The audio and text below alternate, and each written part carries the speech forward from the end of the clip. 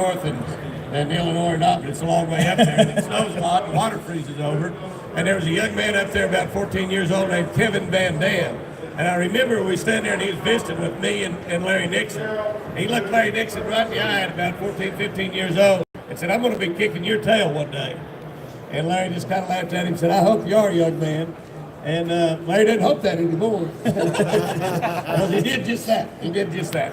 Yeah, so we got a pretty good crowd gathering around. Miss Leanne over here has got a microphone, and I know we got some live questions in the crowd. If you got any questions for Trey and Jenny, I'm going to let them take the mics. I know we got a lady out here that actually, you won't believe this, Jenny, she has a pet deer too. I've been visiting. I've seen her pet deer. Pet deer's 2 years old. My pet deer, she asked me about Lucy. I've been asked about Lucy so much the last 2 days. We have a pet deer, 9 months old. Matt's seen the deer and got her running when she was 1 day old. She's an abandoned fawn, a doe fawn, and raised her in a Bible. Just fell on a bottle. I didn't raise her on a Bible. She can't read. I read verses to her though. But I raised her on a bottle, and I just love that deer to death. Something happened to her, I don't know what I'd do, but we keep her in a boat building at night. She stays in there and lives in the boats at night. We leave her out during the daytime. She got caught by a bobcat back in January and nearly got killed, but somehow escaped and got away. And we got a little paranoid about that for a little bit, but I had a great adventure with her this week. A buddy of mine from O'Reilly Auto Parts, we were fishing, and we pulled up on the bank. And here's why you need 2 power poles. I had only 1 power pole on my tractor leaving the boat. I power poled down up on the bank, and we went looking around on the bank a little bit. And we came back, our boat was power poled down 30 feet away from the bank. And I knew there was no way to get back. And so I called my wife and told her to put another boat in the water and come and rescue us, which she did. But when she did, my lab jumped in the boat, and my dear Lucy goes in the boat with me also. So she jumped in the boat, and there's no problem with that. She rides in the boat all the time. But she came down, as they got down to where we were, she saw me on the bank and got excited, bailed out of the boat, and swam to the shore, which that's okay. She swims really well, but except I could not get her to kennel back in that boat for some reason. And to make a long story short, I know it's too late for that, but I had to walk Lucy 3 miles back to the house. So Lucy has me trained really well. Now I'm trained by 2 women, Chris and Lucy. Her deer's name is Scooter. What is it? It's a little button buck named Scooter, right? Scooter. No, she got a I'm sorry. Scooter, is that her name? Yeah, you didn't tell me her name. She's beautiful. She sleeps in the house on the bed. Yeah, she does. I saw the pictures. Lucy gets on the bed too, but we make her get down. We don't leave her up there. Those lambs look at her and say, "We're not allowed to do that, boss."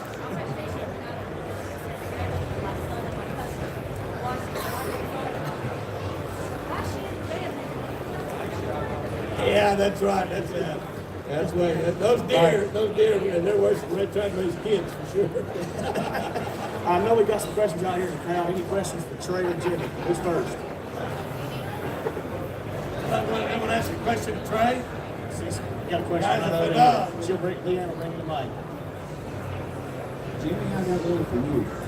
How many bass have you kissed this year? How many bass like this year? More than 1. I kissed. We fished Wednesday and Thursday. That one of those catch fly topping days I was talking about. Wednesday we caught 28, but we caught 63 on Thursday, and I kissed one that weighed over 7 pounds. So I've had some really good sugar lately. Thank you for that. This is my best fishing girl. You get to join She fishes better than that. Good. That's good. That's good. That might be some competition for you. Kiss those bass. Don't kiss boys. Well, you didn't like saying that, did you? What about you? Have you ever kissed a bass, Trey? Only a big one. Only a big one. What about girls? Only a big one. No, sir. You haven't kissed any girls? No, sir. Well, you better practice up on a lot of bass. That's how I learned. Because one thing I know, I don't know much about women, but one thing I know is women love a good kisser. Isn't that right? See that? She's an expert, she knows. Only Isn't that one right? lady Women in the love a crowd good shook kisser. their head, though. All the women, no, isn't that right? Women love a good kisser. Every woman out there, is he a good kisser? He's the best. She said that's why she married him. She said that's why she married him. He's the best, that's right. So, in order to become a good kisser, Trey, you need to kiss a lot of bass. And when you get around to kissing that girl, which you probably already have, you just lied to me. No. When you get around to kissing those girls, and they say, "Man, Trey, woo, Trey, how'd you learn how to do that?" Just tell them Jimmy taught me. Don't tell them you've been kissing 10,000 bass. And the way you can tell, well, there's a lot of ways you can tell that you're giving a girl a good kiss. But what do they want? If they wipe it off, you've done a pretty lousy job. They rub it in. That's what you want. That's a dang okay? sure sign. All right, Absolutely. there you go. Absolutely. There you go. You want to give any advice on that?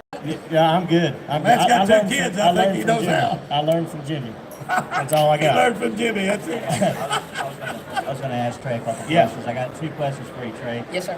First one's going to be, how did you get started into competition fishing for a kid your age? And then 2, what advice would you have for other kids out there that are about your age on making the transition from just weekend fishing as a recreation to kind of finding a path through education and through college all the way to becoming a professional fisherman? That's kind of your path you want to take, right? Yes, sir. What's your words for the other kids out there that might want to follow that path too? Well, the example, Joe, that fishes for Bethel University, I mean, he didn't even have a plan to go to college.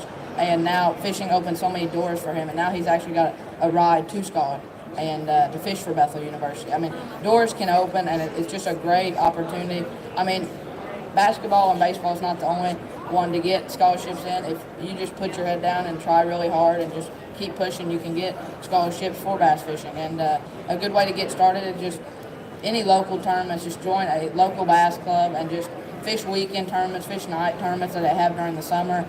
And me and Rick Cheatham fished a couple of local clubs that that's how I kind of got started. And then we were fortunate enough to find like the Bass Nation FLW tournaments to really push, and it opened so many doors. And if the people are listening that started that, I would really like to thank them. And I mean, it's just a really great opportunity for anybody just to go fish a weekend tournament, or even just go down to a pond and just enjoy fishing and try to learn. And that it just takes determination and push to it, and that's the main key. You taking notes, Jimmy? Pretty polished young man right there. I'm taking That's what I'm notes. talking He's about. so far ahead of the game. That's a pretty polished young man. If I could have said all that at 13, I'd fly to the moon, man.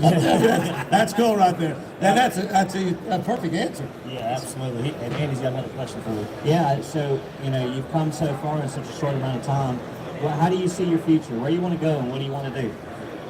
Well, one reason why I'm here is the God. I mean, there's nothing like it. I mean, we go to church every Sunday we can. Fortunately, we have to miss this Sunday just because of this. But, I mean, it's a great deal. We even go sometimes on Wednesday nights to church. And, I mean, that is my future, and I just want to thank him. But mostly I just want to keep pushing to college and just keep on going as far as I can. My cousin Trey McKinny, he's in college. I just want to follow in his footsteps and just keep on going like him. Where is he at school? McKinley. McKinley, okay. Very cool. Now, he's on the fishing team now, right? Yes, sir. So you've been talking Bethel a lot. You hadn't already made a decision, right? No, sir. Okay. Keep those options open. I'm sure plenty more offers are going to be coming down the pipe here the next few Yes, sir. years. All right, next question. Who we got?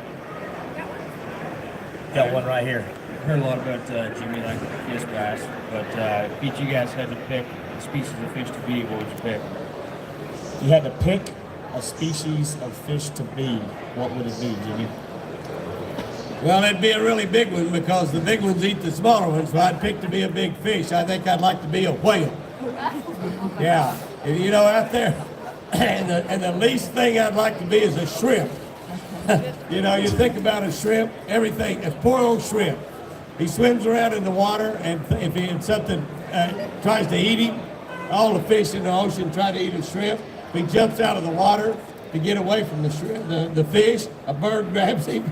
And if he can get away from all of that, some guy comes by with a big net and scoops him up. And I ate him for dinner last night at the restaurant. So a shrimp's got a tough life. A whale's got it pretty good. So I like to be, and a whale I know is not a fish. I was going to say. I knew somebody's going to say, Jimmy, I hate to tell you, but a whale is not a fish. That's the kind Close of fish enough. I'd like to be. Close enough. How about you, Trey? I really don't know. I would like to be a bigger fish so I don't get ate. There you go. He learned quick. Yeah, I mean, there's probably largemouth. Took my answer. But you think about a largemouth though, Trey. That'd be a good fish to be if he was a big one. Yeah. because you get kissed and put back. But you think about a little baby largemouth bass, you know? Yes. A little baby largemouth bass never knew its mama. Never knew its mama. Yeah. You know, I mean, his mama come in there and spend a couple, 2 or 3 days, laid an egg. If his